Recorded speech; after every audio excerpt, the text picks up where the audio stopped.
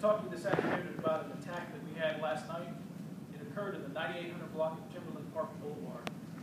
A 25-year-old female was jogging in this area. This is area over towards the Avenues Mall. It's a residential area, kind of sandwiched in between a couple of apartment complexes and some businesses over there. 6:15, it's starting to get dark, and she's out jogging. She jogs through this area that has a swimming pool and there's a bench that's in this housing complex. Sees a white male sitting on the park bench. She makes eye contact with him, just kind of to let him know that she sees him. Feels uneasy, but continues jogging. As she makes it down the sidewalk a little bit, she can feel that he's up behind her, where he attacks her and strikes her in the head.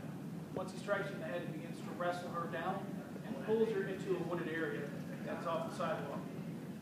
The subject that you see to my left is a composite that was drawn today of the male who attacked this woman. He's a white male, somewhere between 18 to 25 years of age, 5'6" to 5'9", maybe 180 to 200 pounds with brown hair. This was a fast attack. It was obvious from some of his actions, which I won't go into detail. His intent was to attack this woman or to attack any person in this area, so it causes us great concern, obviously. Shortly after the attack, she fought him from this wooded area, was able to escape his grasp. She runs into the street in this area. Cars start driving by. She's able to get away from him. He runs off on foot. She's able to get some help from some of the passerbys. There is a truck that was in the area at the time that she escaped him. And honestly, I'm not sure whether this could be the suspect's truck, or this could be a witness's truck, or a person that lives in this area. So I don't want somebody to see a composite and think that I know somebody who looks like this, but he doesn't own a red pickup truck, so it must not be him. So there could be or could not be some relation to the suspect. But the truck we're looking for is a Nissan Titan, a newer model, extended cab Nissan Titan that's red in color.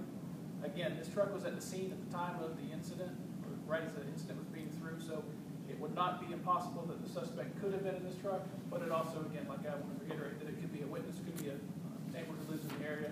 Either way, we'd like to talk to the person who was in that truck at the time. I can answer a few questions in reference to this if anybody has any. The big concern here is that this person is unidentified. Could be looking for other victims. What's the big concern with this? Well, the big concern is the fact that he's still out there. Again, like you just said, if he's unidentified, you have somebody who attacked a woman. She's completely innocent in what she's doing. There's many people who do the exact same thing that she's doing. And he obviously targeted her for an attack. That leads us great concern with this whole incident. Was sexual assault intended? It's hard to know. You don't want to make that assumption when that could not be the case, but there was no intent on robbery in this case, or so it appeared. So he drug her into a wooded area, and it's hard to know what his true intent was. It could have been, I can only imagine what the worst would be before this. So we wanted to get out in front of this as soon as possible. Hopefully somebody can see this and identify this person. They can actually remain anonymous. They can call either the sheriff's office at 630-0500 or call through Crime Stoppers, remain anonymous, and be eligible for a reward with a tip. So, talk about the way she responded. Did she do the right thing? What should other people maybe in the area of themselves need to know or do? Not just this case, but in all cases, you need to be aware of your surroundings. You need to be cautious in the way that you live your life and you do things that you do. She was able to fight back. That's not necessarily the case in all cases, that you have the ability to do it. Sometimes the safest thing to do is comply and try to get away. Other times it's all case dependent. She was actually able to fight her attacker, get away and call for help. So we're fortunate in that situation, but I don't want to second guess anybody's actions in this. Just glad that she was able to get away and provide us with what we feel like is a fairly good description and a good composite. In this case and others, would you recommend women or any joggers talk with other people, themselves? Yeah, that's always a thought. Being out alone